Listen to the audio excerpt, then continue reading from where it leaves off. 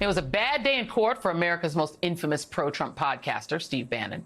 A federal judge would not delay Bannon's contempt of Congress trial and rejected his defense that he thought he was covered by executive privilege. The podcast host, who was at one time an advisor to the former president but had been nowhere near the White House for years, suddenly and dramatically offered to reverse course and testify to the January 6th committee on the eve of his day in court. The offer was accompanied by a letter from the twice impeached former president rescinding his claim of executive privilege, while also totally complaining, completely coincidentally, I'm sure, that the committee isn't presenting anyone to defend his honor. That purported claim of executive privilege is not valid and never was. Even the former president's attorney went the Mariah Carey route, I don't know her, confirming in an interview with the FBI last month that the former president never invoked executive privilege over any particular information or materials and provided no basis for Bannon's total noncompliance with the subpoena. Prior to today's hearing, prosecutors pulled no punches, dragging Bannon's change of heart. They called his sudden wish to testify not an effort to fulfill his obligations, but, quote, a last-ditch attempt to avoid accountability. Meanwhile, in his ruling that Bannon's trial can move forward next week, Trump-appointed Judge Carl Nichols ruled out all sorts of novel defenses Bannon wanted to present, including the executive privilege canard, leaving Bannon's attorney asking in court, what is the point of going to trial here if there are no defenses?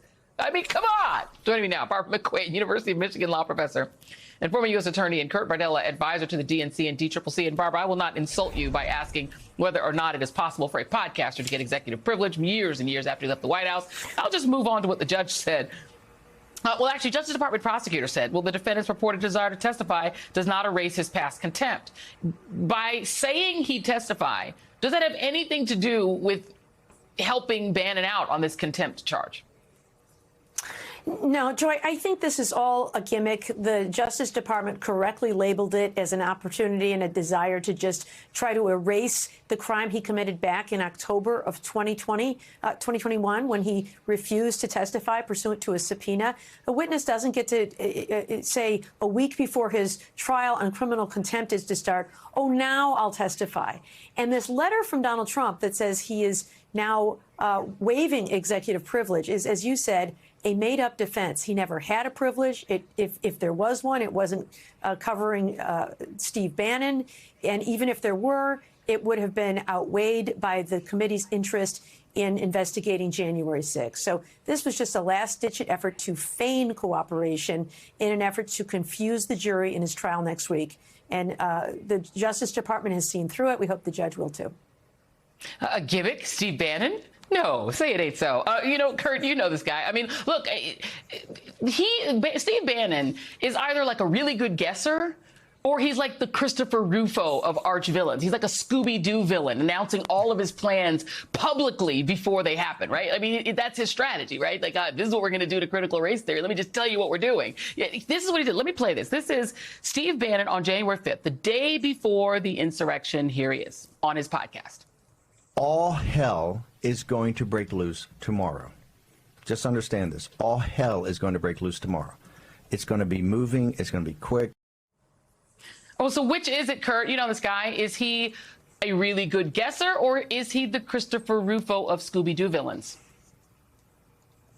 I think it's the latter, Joy. And it's typical, this arrogance that he exudes, this feeling that he is above the law, that he is smarter than everybody else, that he can outplay the system, they can outmaneuver everybody.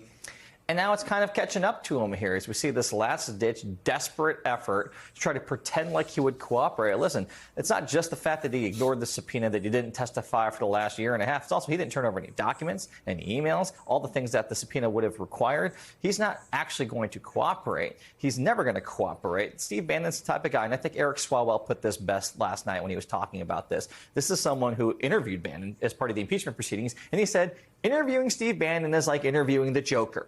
That's what you're going to get from someone like Steve Bannon. This is someone who will never act in good faith. And anytime he does anything, we should all just be screaming as loud as we can, it's a trap, because it usually is. Yeah, he like the Joker, except less interesting.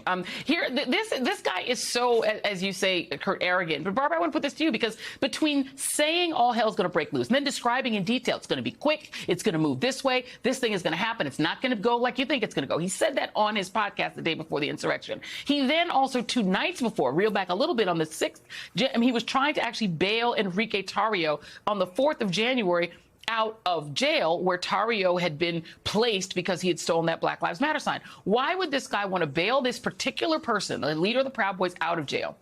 And it kind of makes no sense. And then why would he then turn around and say it's going to all break loose? He may not be the brightest bulb in the fixture, but it does sound like he is a material witness of some kind, right, Barbara? It does. You know, what happened at that Willard Hotel war room, I think, is really what's crucial now to the January 6th committee and to a Justice Department investigation.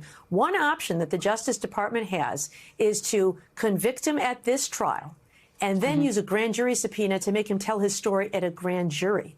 There, they can compel him to testify by either serving him with that subpoena, and if he were to invoke his Fifth Amendment right against self-incrimination, they could use use immunity to force him to testify. So that's the way they treat mobsters. That's the way they should treat Steve Bannon. Yeah, it seems logical. Let's play Representative Zoe Lofgren, who is a member of the January 6th committee, ruling out this ridiculous request for Bannon to go live with the committee. I expect that we will be hearing from him, and there are many questions that we have for him. Would it be a public hearing or would it be behind closed doors? Ordinarily, we do depositions. You know, this goes on for hour after hour after hour.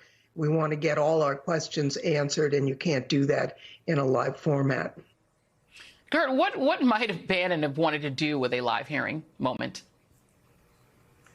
Well, we have no question. If Bannon were to get the form of a live hearing, he would use it to just make a complete mockery of the process. He would use it to attack the committee, try to undermine the credibility of the committee and its members. He would lie. He would do everything he can. Basically, he would turn his committee hearing into one of his podcasts, I suspect, which is why Congresswoman Lofgren is so right that that's not going to happen. That's not the way that this works. Everyone knows who works in investigations that you never just throw a witness out there live without having pre-vetted them in the first place. And when you're dealing in with someone like Steve Bannon, you know he's not a good faith actor. You know that he's a liar. You know that, frankly, he is a criminal. If not for the pardon that his benefactor gave him, they're not going to put him out there like that. And by the way, a criminal who literally built Trump supporters with a fake build the wall scam. He built Trump's own fans and they still like him. Let's do a quick turn here, Barb. Lindsey Graham has now been ordered to testify in front of the Fulton County Special Grand Jury in this Trump election probe. Wow. He must testify on August 2nd. What does that mean? What do you think? Well, you know, like all the rest of us, he is compelled to provide testimony to a prosecutor who is seeking it in with a subpoena. He has no special privileges. He has no special treatment just because he is a senator. A judge has found that he is a material fact witness here because of the calls he made to Secretary of State Brad Raffensperger. And so I expect he will have to testify. I think he's tried to use some political bluster to get out of it, but I think the law is going to make him show up. Yeah. And Lindsey, sorry, senators, much like podcasters, do not have executive privilege either. You have to testify, buddy. Barbara McQuade, Kurt Bardella, thank you both very much.